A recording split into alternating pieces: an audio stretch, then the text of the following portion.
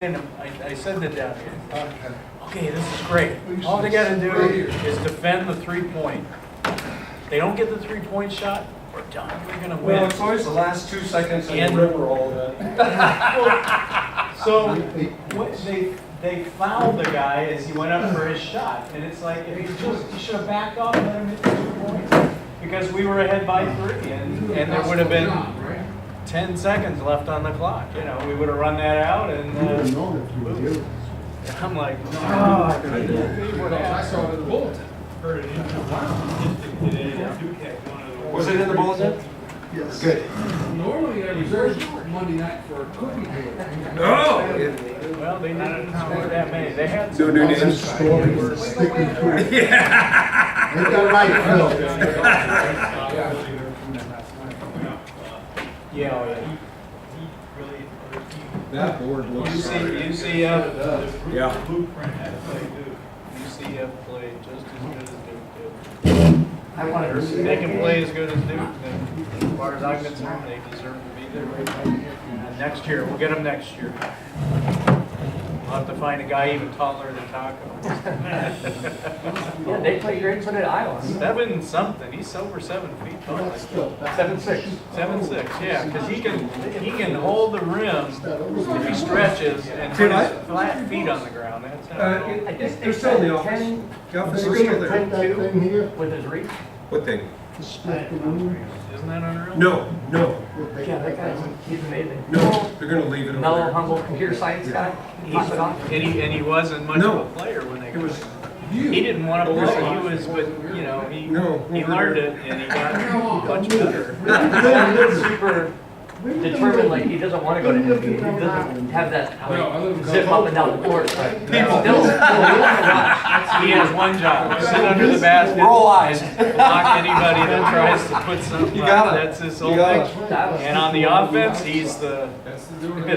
Call it dunking if you want, but he does a little hop and it Back goes. where? It's like he's on his tippy toes is all he Yes is. or no? No, I'm asking, That was because a on fun Wednesday, game, I there's tell you two. what. I had- Did you see the Iowa game? Yeah, the groups Buckeyes, I that saw how were they in came back. I there, couldn't the have- one of them's gonna be Yeah, here, Iowa, yeah. and the other one's going to be Hawkeyes or the? in the, where we used to have Ohio men's State's the study. Buckeyes. Yeah. I Because didn't hear me. the youth are Couldn't moving. pull it out. I Oh, have that. you could be out of there. I Yeah. did see them though. in the Once the Buckeyes. youth That was are great. no that they longer came gonna be in the back. building Oh, that where was we used amazing. to They have were men's down by study. 25. Once they move down there, then Oh, the sure. children's Who get does that? the entire Chair center for the Big area, Ten? and the adults get this one in the old. And Minnesota got beat by Duke. We'll make a map once it's Yes. all done. Gophers don't ever get What's there. a you? No. A ute? See that movie? I don't want to watch a lot of college basketball, but Best basketball period. That's a you. The judge says. I certainly would "What's a watch it you?" over the. Absolutely. These guys, These they youths play are so innocent. hard. What's a That's too good. Too good. That is the best, absolutely. Best You get basketball. serious on this one. We'll see how it goes next year. I'm confident they're going to field it. Okay. Don't spit on the floor. Why are we meeting in this room? Well, we're not going to let him go. No way. Because we Better be are. prepared to pay. And, remember the bright lights we had in the other room? The person who was loaning us those bright lights came and gone. We could And lose. so there's no more bright lights over there, Surprise. which is fine if you're standing in the right spot, because it's kind of spotty. And so I thought, well, you know what, they got great new lights over here, the No, floor's he not wants to yet. take. But at least the lighting's real, isn't this lighting great? This is good. Yeah, Man, what a treat. yeah. So, and these are all the LED things, so. They are. That's why it's so bright. Love it. Should we fold everything up when we're done? Yeah, please. That'd be- Because 7:30 in the morning, he's supposed to start putting carpet in here. So that'd be real good, wouldn't it? So, Yeah. you're in trouble. You may not be a youth, but you're in trouble. Just got added trouble. Yes, Points, man. I mean, a lot of points. You got a ways to go. Youth sports. How long did it take, Chris? It's maybe 2 more weeks. Woo. 2 more weeks, huh? Maybe. Maybe. Which store? Palmer? He doesn't live here anymore, he used to. So other than the UCF game, did anybody else watch? My friends from Indiana said the Purdue game was really good, but I don't know. Last year, you watched this basketball game? Watch what's College basketball, big games. That's, Duke, 77, 76, on a last second field goal by Duke. I never thought UCF would come that close, honestly. Yeah. Yeah, that was an impressive game. Somebody was explaining to me today, I'm totally out of it, but I didn't know Coach K and there was that tie between coaches and stuff like that. He used to play for Coach K, right? He did. He was an assistant coach under, but Okay. he also played for Duke as a player. Saw some old footage of him. I was like, whoa. He got I aged tell you pretty what, good. some of that old footage is embarrassing. Some of the uniforms he used to wear, it's kind of, Oh, yeah. whoa! Face there. Yeah, this was I know, it's like crazy. when he played, they didn't. Back with they Dr. didn't- J, They were wearing. I loved it. Well, that wasn't NBA, that was when they had that extra league. Many years Oh, ago, that's right. the office I worked in. That's right, air that's right, that's conditioner was right. right above my desk, and after about a month, Yeah. I had bursitis in both shoulders. Did you end up taping a piece of cardboard up there or something? I ended up going to the chiropractor for about 3 or 4 months. I remember when they got. Twice a week. The same time sometimes. they got. That Cole's A just lot of grabs them out. They're right in the sun all day, right on the It's place. changed a little bit around here, right? Yeah. Of course, it's not quite finished yet. Alabama just is not invested. That door, so you don't need that one. Because they got the carpet and the baseboard around it.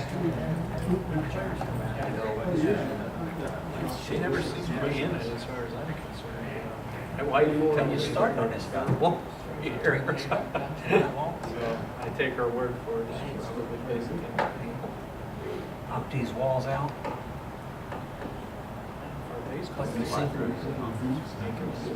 there, what's called Room 5 now. And had so many kids, they had to expand it, so kids are at what we used to eat. That's why they moved the opening to the kitchen to. That's awesome. Oh, you forgot something, huh?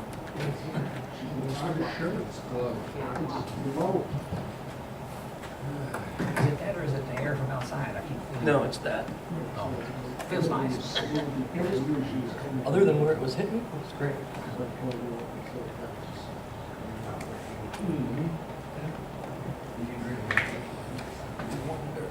Do you know where we left off last time? We finished chapter 2 or something? Or still in chapter 1, like beginning? Like verse 31 or something of chapter 1. Oh, yeah, chapter 1, 2.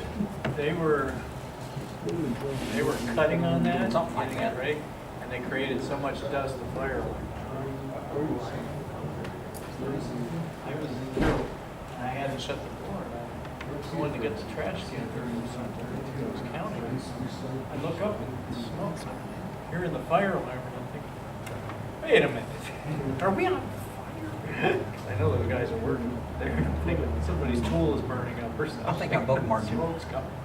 Then I Maybe. saw Nolan and whoever was doing the work. That's not it. It was so thick in here. It just kept going. So finally, they put a fan on. No, This is where, do you live? I don't know if it's hooked up to San Jose. Kind of open up. Sort of remote. I didn't see anybody. I mean, we were here. Right in the water. I think we'd have Yeah, noticed. not at the marina. Come in. Oh, at the marina. Oh, man, I want to do that. Well, that was a classroom, and this is the wall. I'm sitting on the wall in there. Now, this was the other classroom. Had a door. Go you. Yeah, we just opened. I decided to leave.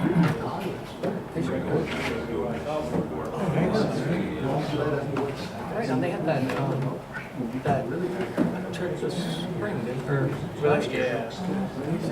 Things the bonds. Or is that supposed to be coming out? So, fire department. There was, I remember somebody talking about that Sundays. It was months ago. That's, yeah. Don't you remember when they were talking about going to my house? What was the lady I that know said? my son, family just got back from Cozumel. I still need to ask you about that. Yeah, it's swear they did something. They call it the Caribbean Western Cruise. But he was. Oh, so they didn't hit the islands? They went. No, they went. No, you went probably, Find an old Key West, search that. Cozumel. How many days? They left on Sunday, came back on Sunday. So they may have actually, They don't get used quite the way. Belize or Regular cruiser. Honduras too. Oh. I didn't ask them about that. They had pictures of Starting to wonder. on the boat at the beach in Cozumel, but I didn't ask them about the rest of it. They said something. Of course, I only saw them long enough to go pick them up, go to my house. About 15 minutes later, I stopped to go to church. Bye. Susan figures out. So did they? So they didn't Yeah, I was surprised. give you the lowdown? Not completely. One Catalina met a boy, Oh. a young man. Yeah. So she now has a boyfriend. On the boat Yeah. from Florida? No, he's from Raleigh, North Carolina. Oh, The it's specifics. not a bad place to be around. You know, she'll soon be 19, he's 25. I guess he's waiting to be. And her mother says, don't look at me. Where does she live? Well, they live in Yosemite, but she's going to Okay, he's FSU. not, yeah, maybe. Tallahassee. She's a sophomore this year. That's what Tracy Seemed all right yesterday. Catalina was a freshman. She's still 17, which is a freshman. She's still 18, won't be 19 until July the 4th. So, you know, she will have finished her sophomore year by the time she's 19. She's hoping to I mean, he hasn't been. have her 4-year degree by the time she's like 21. Yeah. That's a good point. But she was wanting to get into ballet dancing. Yeah, she shifted gears. That's pretty Yeah, tough. she's She's tall. She's only been doing it since she was like 3 years old. Yeah. So, Well, I mean, it's permanently rigorous. Not that she's not permanently rigorous, but what's she looking at now? What is she thinking about changing her mind? yeah. Oh, thank you, thank And you. I think she told me what she wanted to major in. I can't remember There he off is. the top of my head. But there's no fine. There's no fine. Now, my grandson, Samuel, he wants to be a veterinarian. So he's taking courses at University of Tennessee, and So he's in Knoxville. Check it out. He's That's still, what Oh, where am I supposed to go? But they don't go to Tennessee. Hi, how are you? oh, they go to Johnson. Hanging in there. Or James is graduate. His wife. Well, Samuel thought he had a, On the Air Force. what do they call it, full Right, the UT from the Air Force. I've got like but 2 then he minutes had made a before we mistake start. filling out a form, So, so he lost it. in the way of announcements, just received a text about 20 minutes ago saying that Tom had to go to the emergency room today. So I don't know if anybody else has got more information on that or not. Tom in Maryland, Tom? Oh, Tom. Tom, yeah. And they think it's his heart, something to do with his heart, and it's not been admitted to a room yet. So it's all the information I have. So if anybody gets any more information, just please pass it on to as many as you can. So, yeah. Any other announcements or prayer concerns? Pretty much that food already here. Excuse me? Just that food already. Okay.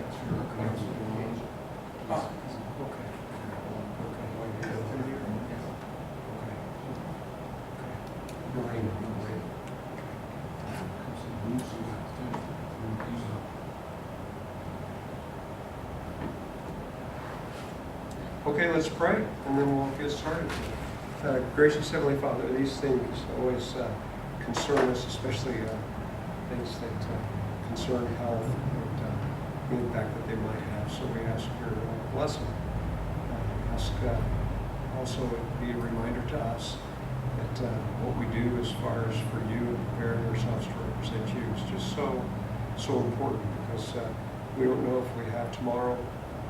We don't know if we have several more years, but we want to be faithful regardless, and we want to be better prepared. So I thank you for these men and for the opportunity we have to get together. And I thank you especially for your word, and ask your blessing as we try to better understand it together tonight. In Jesus' name.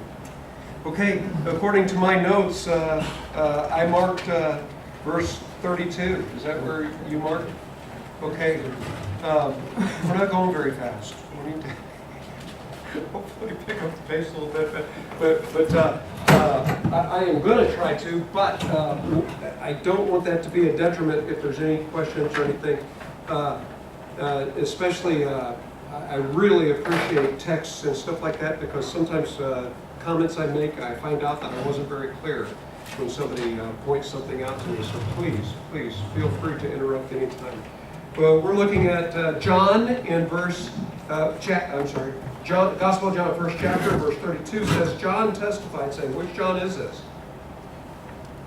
Which John are we talking about in verse 32? Must be John the Baptist. Yeah, it must be John the Baptist. Why do you say it must be John the Baptist?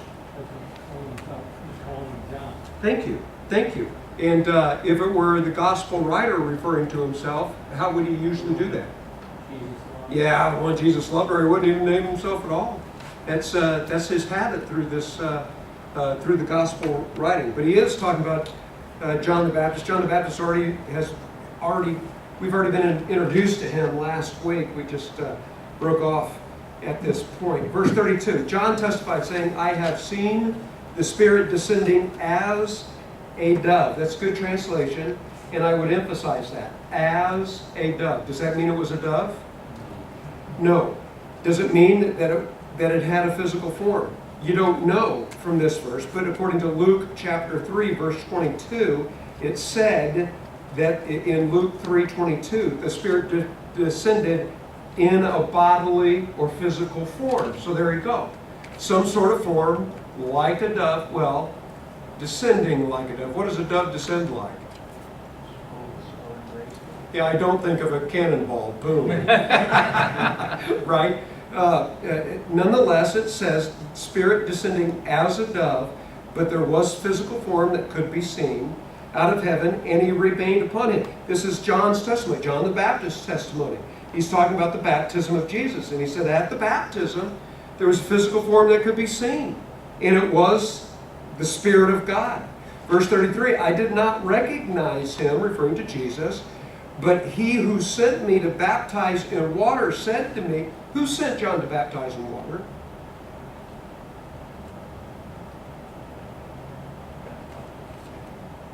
Yeah, you guys are too timid. I have hard hearing. You've got to be nice and loud here. God commissioned John. So this is a message from God to John. And the signal is, he who sent me to baptize in water said to me, he upon whom you see the Spirit descending and remaining upon him, this is the one who baptizes in the Holy Spirit. Okay, John's baptism, remind me again, what was the purpose of John's baptism? Remission of sins. Thank you, for repentance and the forgiveness of sins.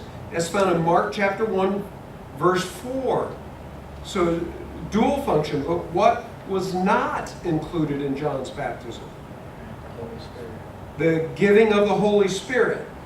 And over in Acts 19 is the example we find the disciples who had been baptized by John, but they hadn't even heard about the Holy Spirit yet.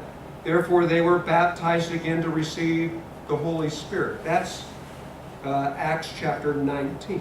Well, he said, this is the one, and he's talking about future, will baptize in the Holy Spirit. Verse 34, I myself have seen and have testified that this is the Son of God. So this is John the Baptist's testimony. He's recalling this, and he's saying he is the Son of God. So that's very, very important. Let's just mentally mark it right now. John decisively said, "Behold the Lamb who comes to take away the sins of the world." Lamb of God comes to take away the sins of the world, right? But he also said, while testifying, he is the Son of God. And he's giving reason for that. The reason this is going to be so important is over in chapter 5, again in chapter 7.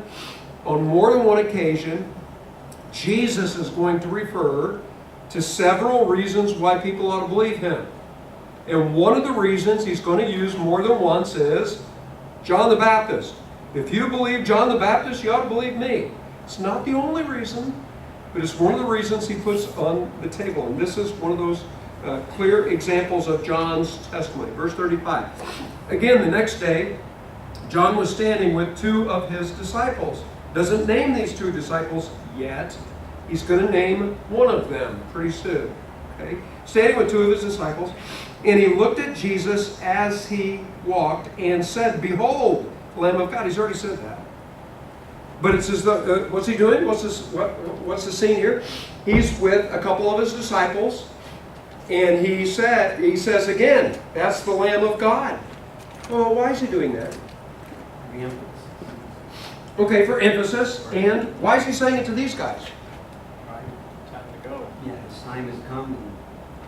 Yeah, wow, what a great example. Because that's exactly what they're going to do. They're going to leave John, and they're going to go follow Jesus. But it's John's fault, if you want to put it that way.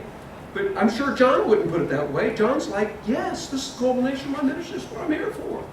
I'm here to get people to follow Jesus, and even my own disciples. Which, by the way, are all of John's disciples really happy that Jesus is here? How do you know they're not overly happy? There was later on, they were questioning. I can't remember what it was. Help me out. Baptizing the Lord. Yeah, they come to John. They come to John and say, "Hey, his guys are baptizing more than our guys are." Oh, yeah. That doesn't sound like Like a competition. we love this guy, does it? It sounds like we lost by 1 point. It sounds a little more like competition. But notice John. Notice John. He's pointing them to Jesus. Verse 37. The two disciples heard him speak and followed Jesus. And Jesus turned and saw them following and said to them, "What do you seek?" They said to him, "Rabbi," which translated means teacher. Okay, that is very true. It does mean teacher, but there's another Greek word for teacher, didaskalos. This would be a Hebrew expression. Greek's the international language. It's the precise language the New Testament is written in almost totally. We do have some other quotes. Hebrew was known by a lot of the religious leaders. Paul's a great example of this. He could speak in Hebrew. But what was the spoken language of the day? Aramaic, amongst the Jewish people. The international language would be Greek. It would be Aramaic. Okay, Aramaic is much more closely related to Hebrew, but this would be an expression, instead of using the Greek expression for teacher, they're using a Hebrew expression. Why would they do that? Because it was a very respectful term.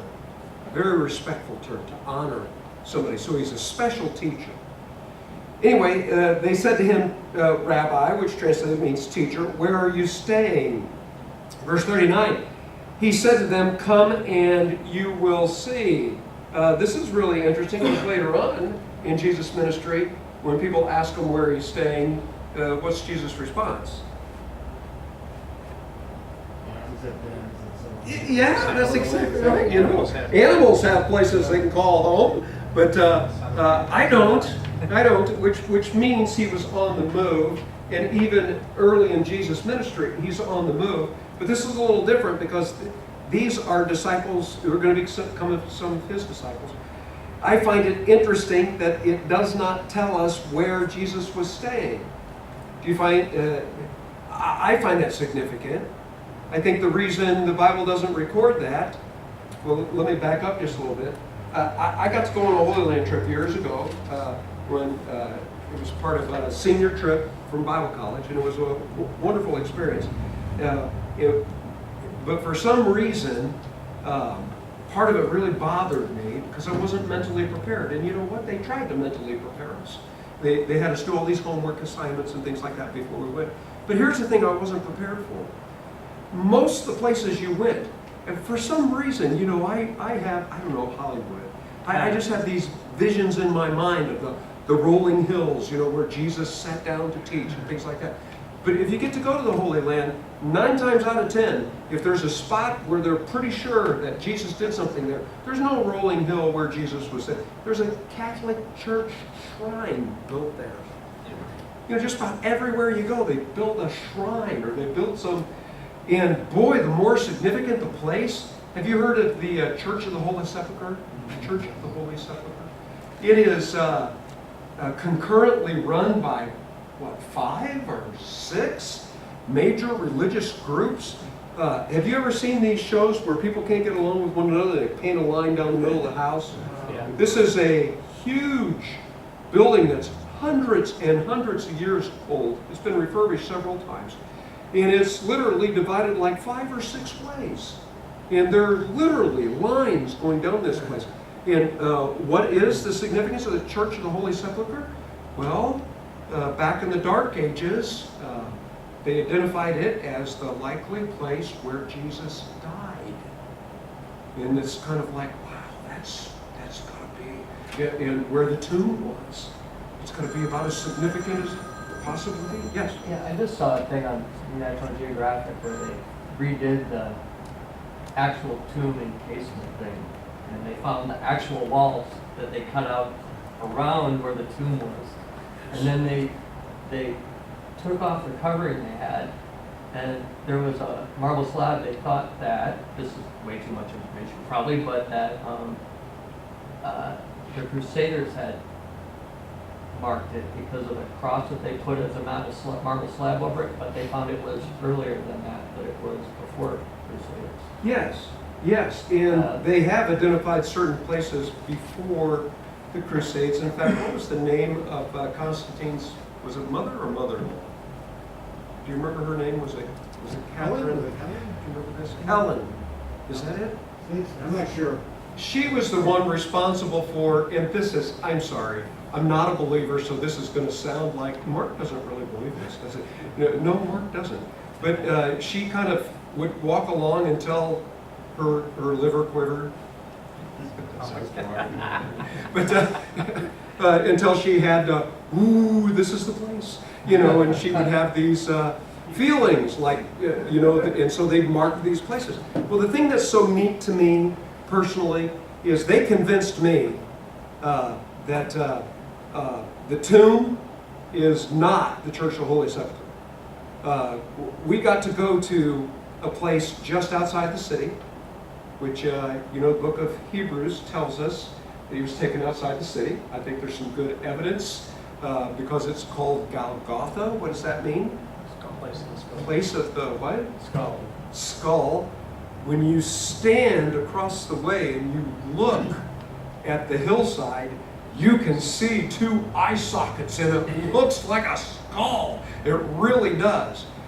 And the reason this is so neat outside the city in the place that looks like the skull is this is a place the Catholic Church or the Greek Orthodox Church and all the churches didn't get to build a shrine on. And so it's really so cool because we actually had the opportunity of having a communion service at the place where they dug it out and they found tombs there. And they found a tomb that had it looks like a trough, but the trough would be this place where the huge stone would roll in front. And what they had excavated, wow, it fits the biblical description, and I find that very neat. Why have I digressed so much? Because I think it's significant sometimes the Bible doesn't tell us some places, because I think God knows what people would have done. Oh, wow. Yeah. The exact place is not the point. It's Jesus' ministry and what he did. Anyway, so he tells them, they find out, they come, and verse 39, he says to them, come and you will see. So they came and saw where he was staying, and they stayed with him that day, for it was about the 10th hour. How do the Jews tell time when you talk about the hours on the Jewish clock? I really like this. If we didn't have watches and stuff, I'd be out there advocating for let's do it the Jewish way, because Jewish time always has 12 hours in the day. Always. So the longest day of the year, the 12 hours are just longer hours. Shortest day of the year still is 12 hours, just shorter hours. High noon is always the 6th hour. That's just the way they did it. So the first hour through the 6th hour through the 12th hour, that's when the sun would set. And so since it was the 10th hour, that would be about 4 p.m. About 4 p.m. the way we tell time. Okay, verse 40. One of the two who heard John speak and followed him was Andrew. So he's going to identify one of the two, but he doesn't identify the other one, which leads us to speculate. Probably John, because the only one that he routinely doesn't identify through the gospel would be himself, unless he designates him as the one that Jesus loves. Okay, this is Andrew, Simon Peter's brother. Verse 41, he found first his own brother Simon and said to him, we have found the Messiah, which translated means Christ. Christ would be out of the Greek, Messiah would be out of the Hebrew, but both of them mean what? The anointed one, thank you. Verse 42, he brought him to Jesus. Jesus looked at him and said, you are Simon, the son of John. What's another way of saying son of John? Bar Jonah, that's right. Bar just means son of. Please make a mental note of that in just a minute. So, well, let me go ahead and say it right now. So if somebody's name was Bartholomew, what does that tell you? Son of Tholomew. They're son of Tholomew. That's the Hebrew way of saying son of. Okay? Bar Jesus, it means son of Jesus. Okay, so he brought him to Jesus. Jesus looked at him and said, Simon, son of John, you shall be called Cephas, which is translated Peter. So his name is Simon, but Jesus gave him the name Peter, if you're talking in the Greek language, or Cephas, if you're talking Aramaic, the spoken language that he used every day. So Cephas and Peter, exact same word, two different languages, right? Simon was his name. Peter is the name that Jesus gave him. Or Cephas. Just whichever language you're operating from. Verse 43. The next day, you notice back in verse 29 he does this, verse 35 he does this, verse 43. He's going to say again, the next day. Very interesting, because the Gospel of John, unlike the other Gospel writers, he doesn't really give us an overview of all of Jesus' ministry. He's focusing on major signs, right? In so doing, he's going to spend half his book on 1 week, about a third of his book on 1 night. The reason I say that again, John does not give us an overview, but verses like this, and pointing out some of the feasts, John gives us some very important time markers. The Gospel of John helps us figure out 3.5 years length of Jesus' ministry, as well as any Gospel does. And it's from little things like this that he points out. And I'll try to remember to point out the feasts as we go through those as well. The next day, he purposed to go to Galilee. Galilee would be in the northern region. And he found Philip, and Jesus said to him, follow me. Now, Philip was from Bethsaida. We've mentioned this before, I think, but Beth means what? House of, thank you. So Bethlehem refers to what? House of Bethlehem would be house of bread. House of bread. Okay, Bethsaida is, I wish Mike, our music guy, was here tonight, because he loves to fish. House of fish. Yeah, house of fish. This is house of fish. Red Very Lobster. good. No, the first red. All right. Now Philip was from Bethsaida, the city of Andrew and Peter. Philip found Nathanael. Nathanael, okay, this is where I was going to make that other comment. Nathanael, the different places where the 12 apostles are listed, Nathanael's not always listed. When Nathanael's not listed, Bartholomew is listed. That's why we pretty much are pretty sure that Nathanael's Bartholomew. Well, what does he have, 2 names? No. What does Bartholomew mean? Son of Tholomew. So likely Nathanael is son of Tholomew. Anyway, Philip finds Nathanael and said to him, "We have found him of whom Moses in the law and also the prophets wrote." Okay, that's another way of saying the promised Messiah, right? All the prophecies are leading up to him. It says, "We found the one that Moses and the prophets wrote about, Jesus of Nazareth, the son of Joseph." Nathanael said to him, "Can anything good come out of Nazareth?" Okay, this is kind of a classic saying there. Nazareth, he already mentioned back up in verse 43, purpose going to Galilee. Nazareth would be in the northern region. Nazareth, we don't know why, but amongst some people it did have bad reputation. Northern region, we know there were some put downs. In fact, they're mentioned in the New Testament where you call somebody a Galilean. The closest thing I can think of today, and don't know if I'm going to hurt anybody's feelings here tonight, but sometimes when you call somebody a hillbilly, hey, Yeah. some people take great pride in that. Other people, I'd like to think the older I get past some of these things, but I can remember well, even in my 30s, I was watching some special, and I don't remember any of the details, but this medical, I don't know if he's a neurologist, I don't know what he was, but he was just world-renowned guy, and they were asking his opinion. When he started to speak, he had this heavy West Virginian hanging on to every vowel, you know, it's just kind of like, and I'm like, I can't be smart. How can you talk like that? Be smart. You know, and I'm thinking, slap me. Because that's such a prejudiced thing to say. But some people do have prejudices like that, right? Maybe that's what's going on here, but I like this. I like this because it helps us learn something. Nathanael, whether or not he believes this or he's just passing it on, saying, hey, I've heard, or whatever, or maybe he believes it. Some people suggested maybe it's because he lives so close to Nazareth, right? Also, maybe he knows what the prophets say, that he was born in Bethlehem. But wait, he just said Nazareth? How can I connect that? Could be. Could be. That's a very good point, because later on in the Gospel of John, there's going to be a whole lot of controversy about where's Jesus from? A lot of the crowd are going to say, nobody knows where he's from. You know, other people and some of the religious leaders, some of the Pharisees are going to say, well, we know where he's from. He's not from the right place. Right? And Jesus is going to come back and really bait them and challenge them. You say you know where I'm from? Do you really know where I'm from? He's really going to push them on that issue. Because is he from Nazareth? Well, yeah. His family is from You can say Nazareth. yes, you can say no. Well, In what sense is he from Nazareth? He grew up there. In what sense is he not from Nazareth? He was not born there. He was not born there. Yeah.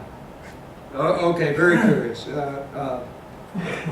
For whatever the reason, his response is, can anything good come out of Nazareth? Philip said to him, come and see. Very, very wise. Very wise. I like this because sometimes it's not worth getting into an argument. Let's just check it out for yourself. Check it out for yourself. Excuse me, verse 47. Jesus saw Nathanael coming to him and said to him, behold, an Israelite indeed, in whom there is no deceit. What does your translation say? God. Yeah, that would be an idiom that means the same thing. It means a person of character. Here's a person of integrity. Okay, so I find this very interesting because we're still in the first chapter. At the end of, I believe it's at the end of the second chapter.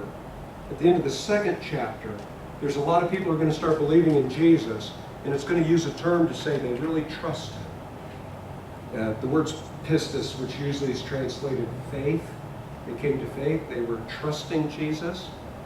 And it turns right around the very next verse, and Jesus will say, it will say, but Jesus didn't trust people because he knew people. So even the people who were, wow, we really like you, Jesus is kind of like, okay. But he can see character in some people, and in selecting some of his early disciples, this is one of the things he sees in Nathaniel. Here's a man of integrity, a man of character, and that's basically what he's saying in verse 47. Verse 48, Nathaniel said to him, how do you know me? How do you know me? You know, it's easy to slap somebody on the back. What do you call that? Being a flatterer or sycophantic. Do you like that? The idea of just trying to butter somebody up all the time. And Nathaniel's comment is, how do you know me? Because that doesn't carry weight unless you know somebody. And Jesus answered and said to him, before Philip called you, when you were under the fig tree, I saw you. Nathanael answered him, Rabbi, you are the Son of God. You are the King of Israel. Okay, what was he saying just a minute ago? Yeah. Can anything good come out of Nazareth? And Jesus said, in essence, you're a good person. He says, well, how do you know me? Because before Philip came to you, I saw you sitting under the fig tree. And he says, wow, you're really the one. Well, he must have been hiding or something. It really impressed him, though, didn't it? That Jesus was able to tell him what he was doing and where he was when Philip came to him. Okay, this just sets my mind to speculate. This is just pure speculation. I'm wondering if it was his hiding place. Do you understand why I throw that out there? Because why is he so impressed? I don't know. Bottom line, he's very impressed. He's very impressed because of what Jesus said. I like the way Jesus responds to this, though. In verse 50, Jesus answered and said to him, because I said to you that I saw you under the fig tree, do you believe? Can I translate that? Is that all it took? Yeah. And you're ready to, wow, really be my follower? And you believe? You will see greater things than these. And he said to him, this is in verse 51, he said to him, truly, truly. What does truly, truly mean? What's another way of translating truly, truly? Amen, amen. In fact, that is the Greek word, amen, amen. And it can be translated verily or truly or amen. And it means this is significant, this is important. And did we already talk about this?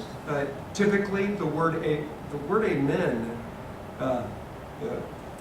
was reserved.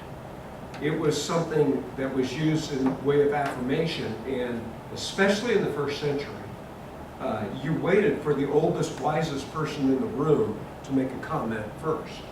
And if the oldest, wisest person in the room said, hey, that's good stuff, then you would say amen. Then you felt safe, right? So you waited for somebody else to say amen, and then you affirmed along with them by saying amen. Jesus is the only teacher who came along and amened himself. And he would amen himself before he even said anything. Like, this is really going to be good. And it really was.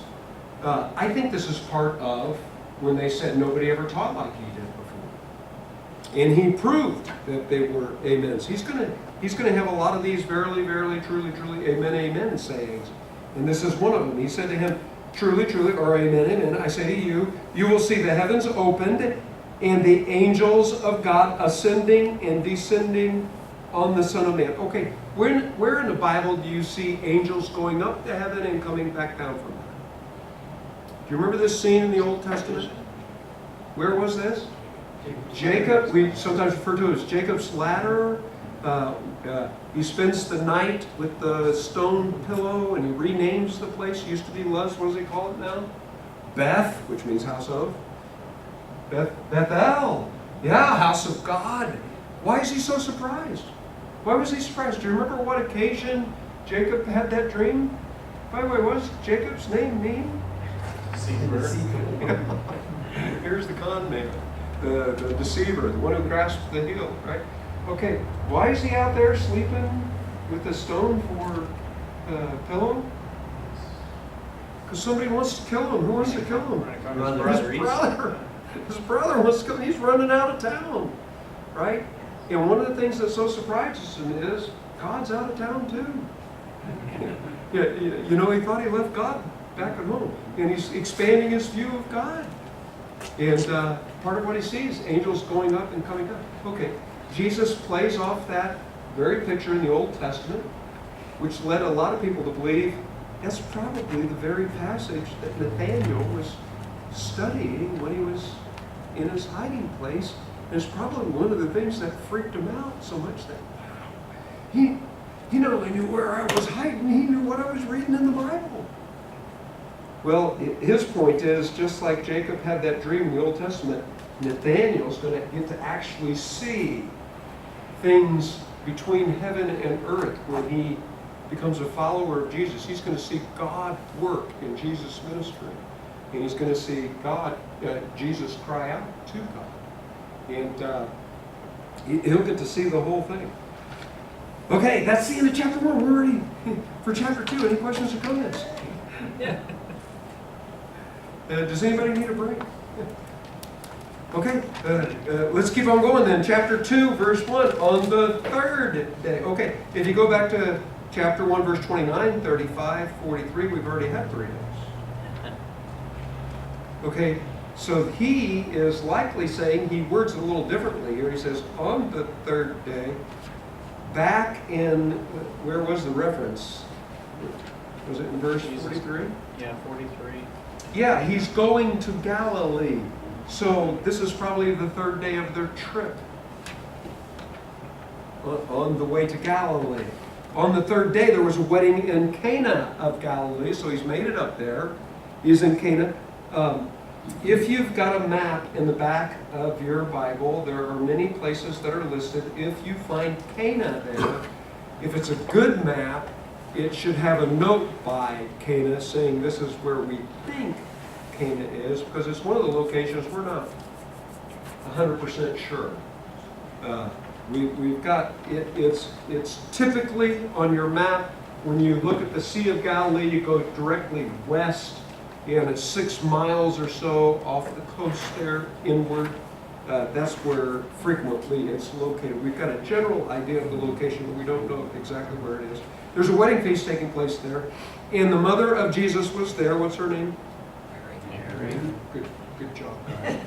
Verse 2, and both Jesus and his disciples were invited to the wedding. When the wine ran out, the word for wine is the Greek word oinos.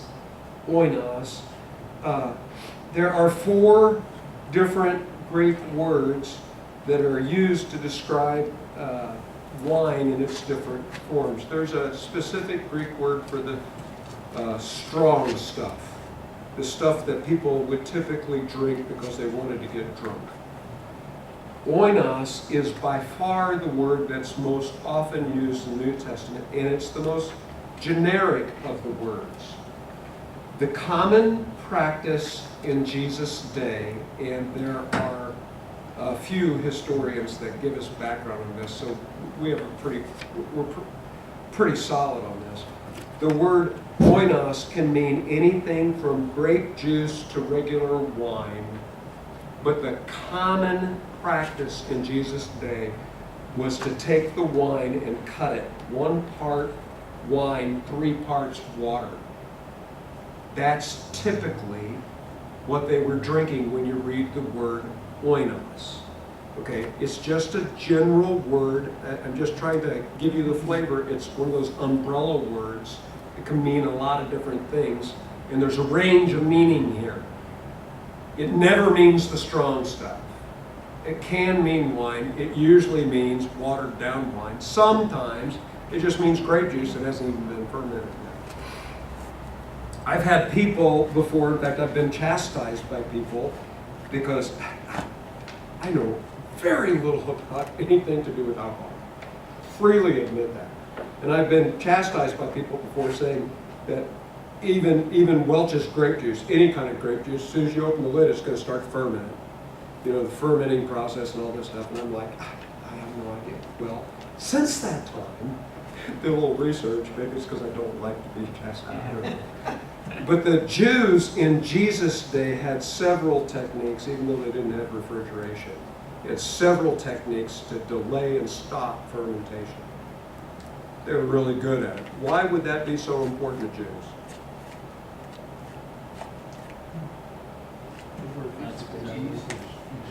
Yeah, there were certain times, like Passover feast, where you had to get rid of yeast and everything that was fermented. So if you had grape juice during that week, you were not supposed to allow it to be fermented. It had to be pitched. So the wine used during the Passover feast, according to the laws of observation, the way it was supposed to be observed, could not be fermented. Okay, while we're on this subject, there's a reason why I'm belaboring this point, because this is one of those issues that I think culturally we read into it too much. I really do. Drinking practices in Jesus' day were quite different. When they had a wedding feast, they would hire somebody, and translation here, I believe, is going to call him head waiter. Head waiter down in verse 8. The head waiter's main responsibility, I don't know if I can say main responsibility, one of his main responsibilities was to observe the guests to make sure that nobody was drinking too much. Because if anybody got drunk, that was a sin. That was a sin. And so it's part of his job that guy's not allowed to drink anymore. The reason I guess I'm emphasizing this a little bit is because a lot of people assume, reading this story, that people were drinking too much. And that's one of the things that culturally, historically, we're pretty confident did not happen. That's what this guy was there for. Okay, the word used here was something that could mean just grape juice, but was typically 1 part wine, 3 parts water. The reason I say that again is because in a minute we're going to find out that Jesus didn't want the water jars left without being topped off, because that would have been ordinary in that day. You have 3/4 water and just add a little oinos to the top, and that's the way they usually drank it. Okay, let me go ahead and get into the story. It says, when the wine ran out, the mother of Jesus said to him, "They have no wine." Why is she saying that to him? Yeah, she thinks Jesus can take care of this. Why does she think that? Does she think that because she grew up watching Jesus do a lot of miraculous things? No. We're very confident that that's not the case. Okay, how can we be so confident that's not the case? Knowing that somebody, a little child, was doing miracles. Okay.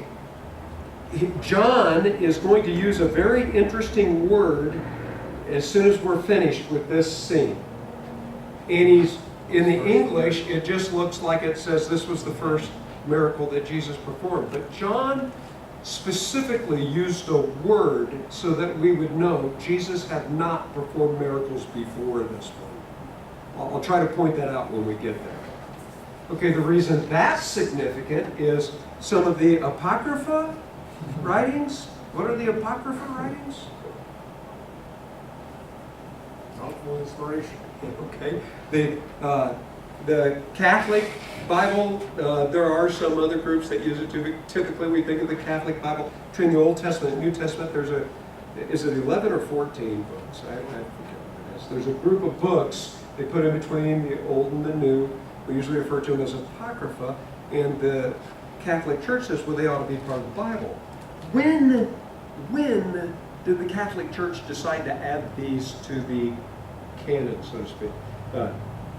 When did the Catholic Church want to include these books in the Bible? Wasn't it around Luther's time to answer his questions?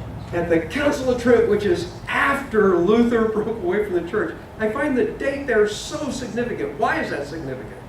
because he said that you guys are not following the Bible, and what they do is add books and say, oh, Thank we're you. following these. This is a sweeping generalization, and I know that, but I just love it to put it in this way because I think it's I think it is accurate. The church, Luther in essence says the church is not following the Bible, and the church in essence said, well, we're going to add some books so that we are following the Bible. And at the Council of Trent, they officially added them. Were they well known to the church before then? Yes. In fact, some people make arguments clear back to Augustine, but Augustine made a distinction, even though he liked some of the apocryphal books. He says they're not the same as Bible. And most of the church fathers made the distinction that the church always accepted the same books, the 66 books. They just counted them a little differently. Okay.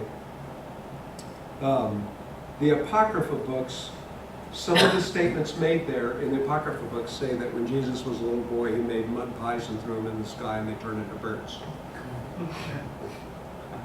So he performed these fanciful things as a child. Well, one of the reasons we know that's not true is, number one, it's not part of the Bible. Number two, it's because something that John's going to say right here. Jesus didn't do things like that. Okay, what got me started on this was the fact that Mary, it sounds like Mary is going to assume that he's going to do something miraculous, doesn't it? Well, you can argue for that, but you can't argue from that based on your assumption that he was doing miracles before. It would have to be based on what Luke 2 says about Mary. In Luke chapter 2, Mary remembers the special visitors and the prophecies made about this baby she had. And twice it said she pondered these things and treasured them in her heart. She knew. Well, in fact, she knew she had a baby, and there was no human father. So she knew Jesus was special, but it's not based on the fact that he had done miracles before. Okay, so verse 4, Jesus said to her, "Woman," what does that have to do with us? Does that sound a little bit like a put down? Yeah, it really, it's not a major put down, but it is putting her in her place. It's the exact same phrase used over in Matthew chapter 8 when the demons are responding to Jesus saying, in essence, please, leave us alone. Leave us alone. In fact, it's a legion of demons in Matthew 8:29.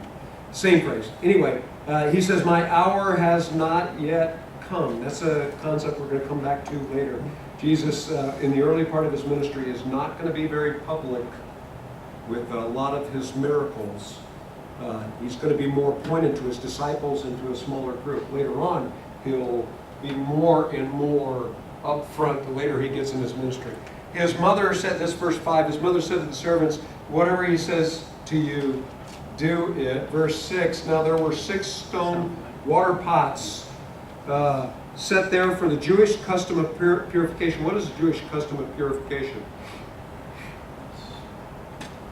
Mark the 7th chapter. Yeah. They washed and they had special ceremonies for hand washings for all sorts of things. All sorts of things. Remember the hedges? Part of their hedge system. Just as whatever the ceremony was, there was a certain way you were supposed to wash your hands. There was a certain way you were supposed to wash a pitcher or cup. In fact, one of the things Jesus' comment even was you focused on washing the outside, but not the inside. It's kind of like, what kind of a messed up system is that? Nothing worse in the morning than getting that mug and ready to pour coffee out. It's kind of like, I'm not using that one. Right? Okay, anyway, the purification, it was extremely important for them, and so they had these 6 stone water pots. How large are they? 20 to 30 gallons each. Okay, how did they usually cut the oinos? 2, 1 part, or 3, 3, 1. Yeah, 1 to 3. So if they're 20 to 30 gallons each and they're stick stone pots, there's going to be anywhere from 7,680 to 11,520 cups of the kind of wine that they typically would drink. Is this a big wedding party? That would be huge. Probably not. Probably Jesus is doing this for the benefit of the married couple. The married couple here, probably very poor. Why would you assume they're poor? Just because They ran out of wine. Very good. Right answer. Was that a big no-no in Jesus' day? Huge. Huge. In fact, some historians suggest that you could be sued for running out of wine at your wedding. Nice. It's a pretty major thing. Pretty major thing. Even poor people tried to put on the very best event that you could ever have. And how would they do that? They would contact all their relatives. They didn't have enough money. They keep contacting a relative that they found one that had enough money to put something on. Okay, if they were poor enough to run out of something significant like this, what's Jesus doing here? He's not only rescuing the day, he's probably leaving them with enough that they could take it to the marketplace and pay and take care of their debt and maybe have a little extra money to start their wedding off. I know we're speculating, but I think there's pretty good ground for this. I think it's kind of neat. Really. Aren't wedding ceremonies huge things anyway? I mean, you invite Yes. almost the whole town. Yes, but it's about as big as the biggest event of the day. It really was, and usually the whole community got involved. And usually the wedding would last an entire week. So if they're running out, but he's going to make a lot for them. 6 stone water pots. Jesus said to them, fill the water pots with water. So they filled them to the brim. That's why it's so significant. Because if they weren't topped off, somebody could have suggested, oh yeah, they snuck in some wine and they just added it to it. And but no. The servants know we filled those things up with water. Okay. Verse 8, and he said to them, draw some out and take it to the head waiter. What's one of the main jobs of this guy? People are drinking. Making sure nobody's drinking too much. So they took it to him. When the head waiter tasted the water, which had become wine, he did not know where it came from. But the servants who had drawn the water knew. Okay, the servants know. Who else knows what's going on with them? Okay. Jesus, disciples, mom, and servants. Okay, head waiter doesn't know. All he knows is somebody brings him this. Right? The head waiter called the bridegroom. Notice his comment here, and said to him, every man serves good wine first, and when the people have had enough to drink, then he serves poorer wine. But you have kept the good wine until now.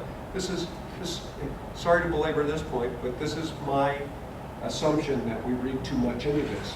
I think most people read this and assume, oh, they've had so much to drink, they're getting a little tipsy. That would not have happened.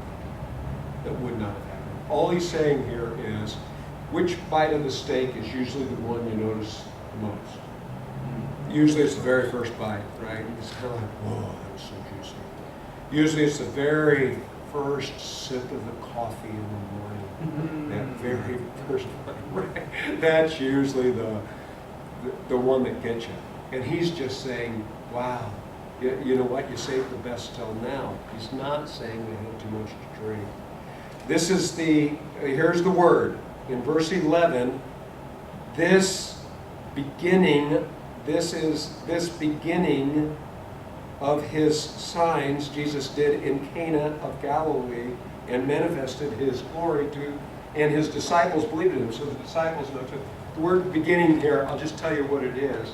It's the Greek word that's usually translated archaic.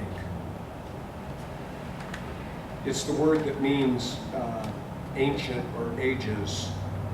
And it's the word that means in the beginning. So it's not the word for number 1, 2, 3. That'd be protos first. Because sometimes protos is just used to mean most significant, In fact, often it's used to mean that, but this is a word that has to mean this is where it started.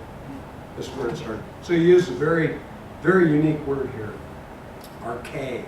Arche, for arche. Verse 12. After this, he went down to Capernaum. He and his mother and his brothers and his disciples, and they stayed there a few days. This is the typical word for brother. We're going to read more about his brothers later in the book of John. Can you name one or two of Jesus' brothers? Jude and James. Both wrote books in the New Testament. The significant thing that John's going to point out to us is that Jesus' brothers don't believe him. They don't become believers till later on, till after his resurrection. Such a sad thing, but such an important reminder. Anyway, verse 13. The Passover of the Jews was near. John's going to point out the Passover feast here. So if we start counting these, Gospel of John is going to designate 4 Passovers. How often does a Passover happen? Once a year. Once a year. That's how we get 3.5-year ministry of Jesus. So in between these, you're going to get 3.5 years. Okay, the Passover of the Jews was near, and Jesus went up to Jerusalem. Why do we say up to? Yeah, because Jerusalem was in the mountains. In fact, we're going to find out in just a little bit that Herod had been refurbishing the temple for 46 years. He used a lot of gold. And since it was set in the mountains, it was very, the historical documents say it was very impressive, because for a long, long distance, when you came through the mountains, you hit it just right, and the sun glistening off these gold walls that were covered with gold at the temple. Again, if you've got I'm sorry if I'm repeating myself, but if you've got a map in the back of your Bible that shows the temple area in Jerusalem, it's very impressive, very huge area. In fact, in King David's day, it took up over 1/3 of the acreage of the entire city. So it's just a huge area. Okay, so he's going up to Jerusalem. This is a Passover feast. He found in the temple those who were selling oxen and sheep and doves, and the money changers seated at their tables. According to Josephus, a dove typically would cost you the equivalent of 5 cents, unless you bought a dove at the feast. At feast time, the price of a dove was $4. Okay, 5 cents to $4. That's... Why would so many people wait and buy their animals when they went to Jerusalem? They had to travel. Is there another reason why? Because a lot of times you travel in those days, you bring animals with you, but it would be difficult to travel from a distance. But what if you traveled with a distance and you went ahead and brought your animal with you? What still might happen to you? It would be rejected. Yeah. Sorry, Mr. Bourne, the codes here say that this is it's supposed to be 12.3 inches. You went, whatever. I can just hear it. So a lot of times, instead of going through the hassle and might being, possibility of being rejected, you would go ahead and purchase something there. Okay, if you know there's that kind of markup, and you know that they're going to reject what you've got, so you're going to have to pay for the expensive ones, stuff like that. How are you going to feel about your trip to Jerusalem? Yeah, a lot of times there might be a bad taste left in your mouth. Why am I saying this? Because what's Jesus going to do here in just a minute? He's really going to embarrass these guys who are making all this money and selling all this stuff. What do you think people are going to think? Yes, I'm glad somebody down to City Hall and clean. Does it sound like I've been dealing with the code department here? Sorry. So why are you on TV? Well, yeah. Swollen 4th Street. You see yourself? Yeah. Well, it is. You and your wife. I've been going down there. Let me just deal with scripture. Anyway, they're going to Jerusalem, and these guys are selling these these animals and they're changing money, because when you give your offering at the temple, you can't give your offering in your money. Got to exchange it. Guess what happened to your money during the exchange? Yeah, just another opportunity for them to make more money. And these guys were already rich, and typically a lot of people coming from all over the country probably resented some of the wealthiest people in the country making more money off of them, in a situation like that. So what does Jesus do? It says that he found them there selling all the oxen and the sheep and changing the money. And what does he do? They're sitting at their tables, and he made a scourge of cords, a whip, and he drove them all out of the temple, this is verse 15, with the sheep and the oxen, and he poured out the coins of the money changers and overturned their tables. And to those who were selling the doves, he said, "Take these things away. Stop making my Father's house a place of business." Okay, it's over in Mark chapter 11, where Jesus was also stopping the people who were just taking a shortcut to the temple area. He wasn't just mad at the people who were shortchanging people and taking advantage of people.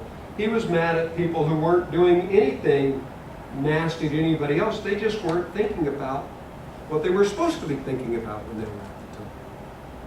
And so his real emphasis here is, yeah, you shouldn't be doing bad things, but at the temple you're supposed to be doing something very godly. You're supposed to be thinking about him. It's a house of prayer. So he does this. His disciples remembered, this verse 17, that it was written, "Zeal for your house will consume me." The disciples are going to remember a lot of things later on. They're going to make a lot more sense. They're observing now. This is early on in Jesus' ministry, and they see a strong zeal that Jesus has for the temple. Does that mean that we ought to prevent people from selling T-shirts and things like that in the church building? I would say Is there any parallel to selling things in a church building today to this example? Depends what you do. well, we were taught that Thank you. it's not a You're raising money for the church. Yeah, is there anything special about this building? No, and pretty obvious.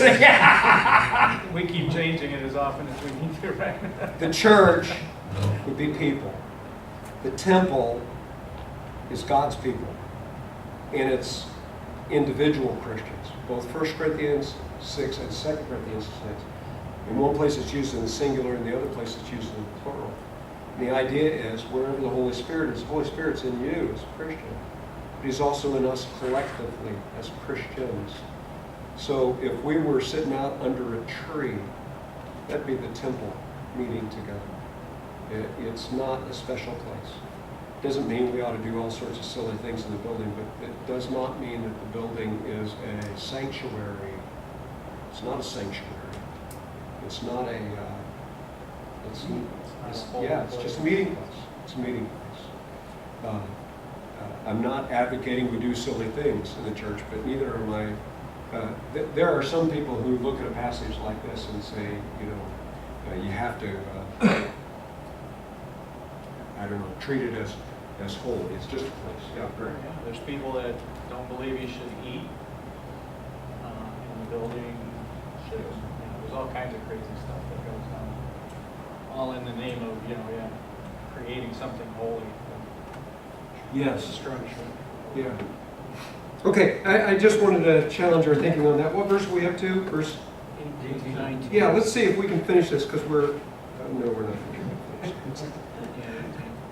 Okay, but anyway, he does this. The Jews then said to him, "What sign do you show us as your authority for doing these things?" The Jews, of course, would be upset about this. In case I haven't said it before, let me say it right now. John is going to use the term Jews to typically mean people who are against Jesus. When he's talking about people that are neutral, he's going to call them the crowd. The crowd versus the Jews, which, by the way, all the crowd's going to be Jews. Right? It's just a little hint that John gives us of he's talking about the people who are open or the people who are already got their mind made up. right? And then he'll give out the designations for the religious leaders. But these are the guys who don't like him in the first place. And they're like, what gives you the right to do this? And Jesus answered, destroy this temple, and in 3 days I will raise it up. Destroy this temple, in 3 days I will raise it up. The Jews said, it took 46 years to build this temple, and you will raise it in 3 days. We're going to start there next week because I need to explain these terms. They totally misunderstand him. Totally misunderstand him. And even his disciples don't get it till later. Yeah. And that's exactly the way they're going to properly understand it later, but they're going to misquote this at his trial as well. So any questions, comments? Yeah. Yes, please. In verse 4, he tells his mother back off a little bit. But then Yes. he does it anyway. Yes. Why? Do you have any input on that? I mean, why does he bother to? We said that it was a little bit put down a little bit, and it's not putting her in place. Why does he bother to do that if he's going to do it anyway? Oh, why does he do that if he's going to do it anyway? Don't know exactly, but my guess is here that what he's really saying is, you're not the one who controls my ministry.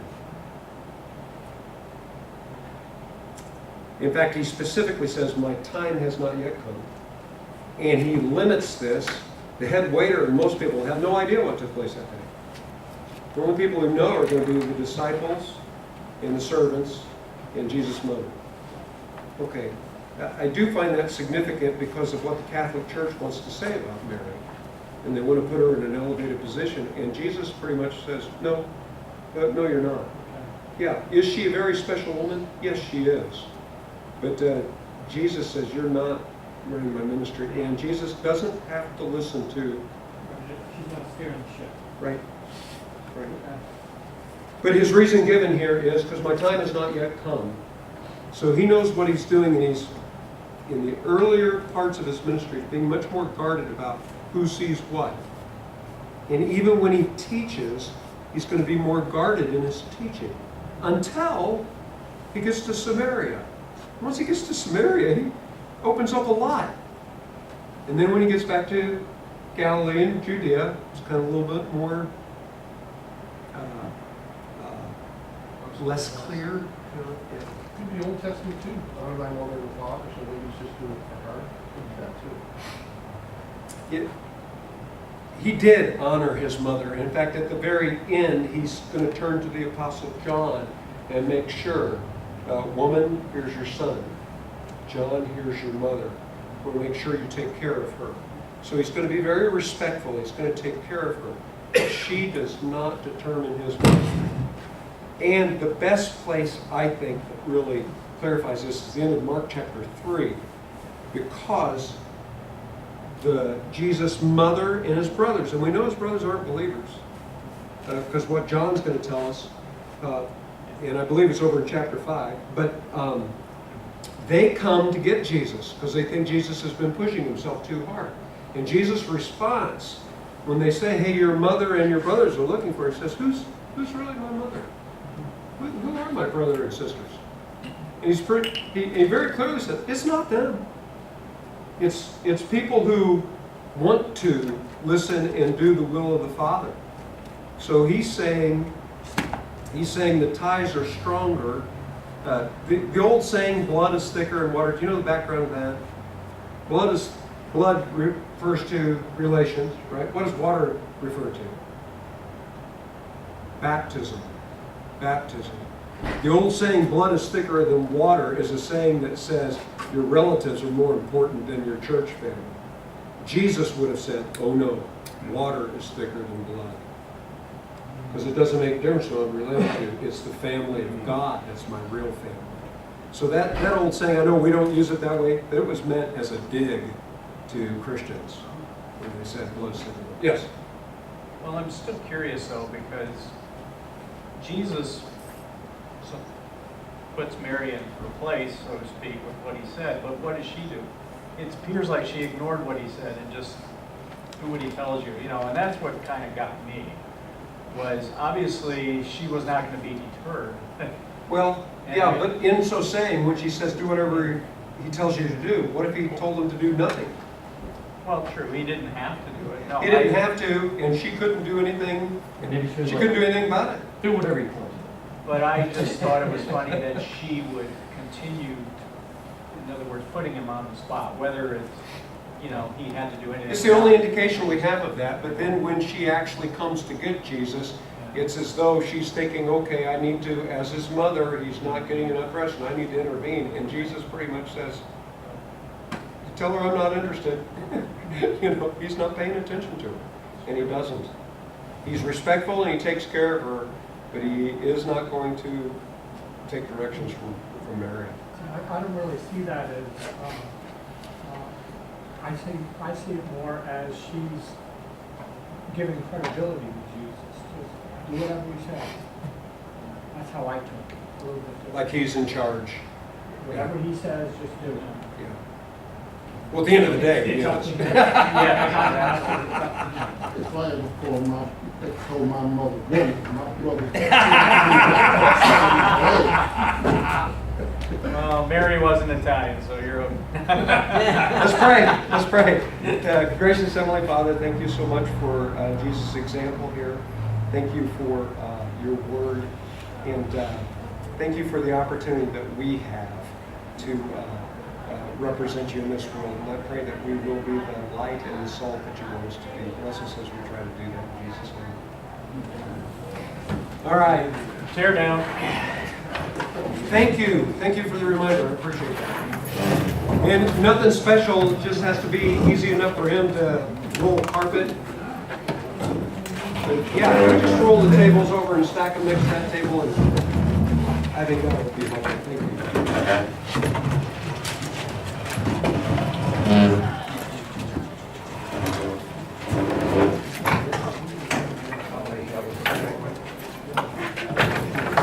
Thank you.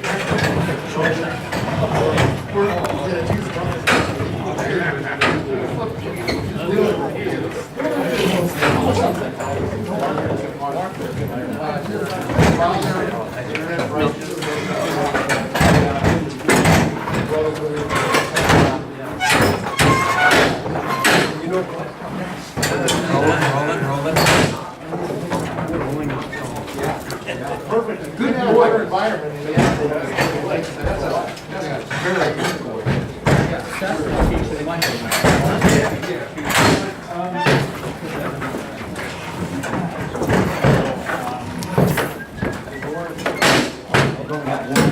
What's happening? How you doing?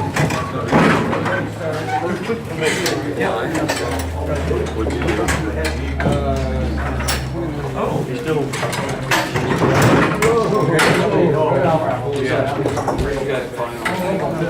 I wonder what you do to aggravate it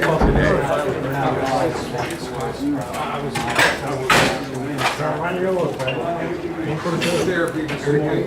And which night are you talking about? Okay. I figured he did something stupid.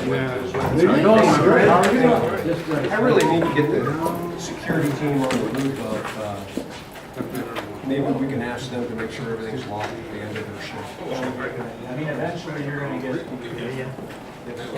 Stay locked anyway. That would be stupid. That would be stupid. Yeah, well, there'll only be 3 of us on each building, like, those guys can have a little alarm, because if a kid goes out, it'll. It's gonna go. Right. Yeah. But for that class, well, that's right. When we get class. I gotta remember that, yeah. I know, right? Few more weeks. Everything, yeah. This issue isn't gonna matter in a few weeks. But Right. For now, I'm just Hopefully we'll keep afraid that locked all somebody's the gonna time. walk along. Yes, And yes, they're gonna be right into the. yes, good point. Okay. Straighten it out. Great, great. How we doing, Roger? Well, I forgot to drop off the black. Maybe, because why was he invited? Maybe an extended relative? Sure. Possible. It is possible. That's very interesting. Because it makes you wonder why would he be there in the first place? But yeah, could be. Could be. Thanks. I hadn't thought about that before. Did say that he was invited to it. Doesn't say he was a party crasher. Right. Yep. Guys doing okay? Great. Great. Now, with what Rich and everyone was saying about why did she say to the servants, do what he says, all that, and it being like kind of going around him and just talking over him or whatever? Right. Were they already there within earshot at the time? And we don't know. We don't know. Because it's almost like, if they were in earshot at the time and were right there when she told Jesus that they were out, then, I mean, it almost would make sense, when he says, woman, my time's not come or whatever, she's like, okay, well, do whatever he says, Exactly. It'd be more of an acquiescing than it would be any Right. challenge. That's true. I think that fits, if they're within earshot, I think that would fit that. Yeah. Am I wrong? No, you're right. And that's part of the reason we don't know. I mean, it just doesn't give us enough details. That's why I go to some of the other stories, because some of the other stories, it makes it really clear that Jesus he's going to take care of Mom, but it's kind of like, because the Catholic Church gives this idea that Mary's right up there with Jesus, and she's, in fact, some people, I wish I could remember how they do this, but do you have Catholic Church background? China, my aunt goes to Okay. Catholic Church. But I've heard some Catholics say that that's why they pray to Mary, because Jesus has to do what Mary says. It's like, no, he doesn't. And this is kind of an indication of that, but Mark chapter 3 is very much an indication of that. I'm not doing what Mary says. So. Do they, is that part of the why they, the Hail Marys? Yes. Well, no. I'm not familiar with what a Hail Mary really is. Yeah, Hail Mary, full of grace. They call her Mother of God. I forget all the titles that they use. But it's part of like the rosary when they Right. the beads and stuff like that. Part of what they say is praise of Mary. And not only does the Bible not teach that, not only does Jesus put Mary in her place, she's a fine woman, but the Bible makes it real clear.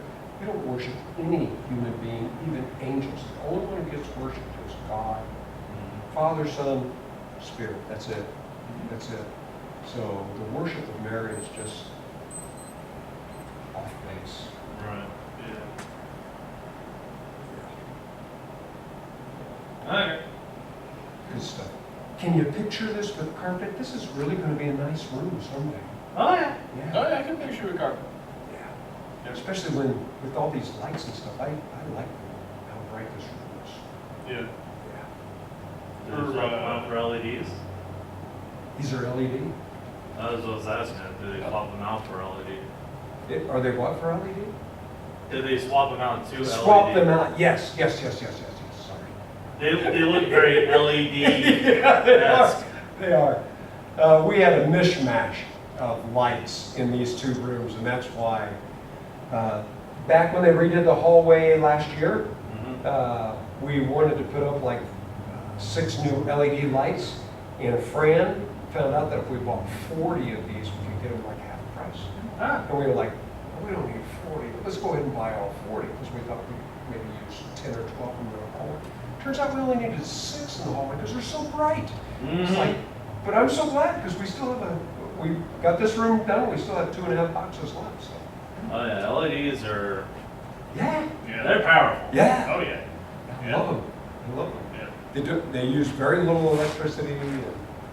However, Instant on, instant off, and yeah. last 25 years on their rated amount. Except they're more sensitive to lightning strikes. Found that out at my house. I only had 2 LED lights, and there was a strike like a block away, and we felt it. No problem in the house except both my LED lights fried.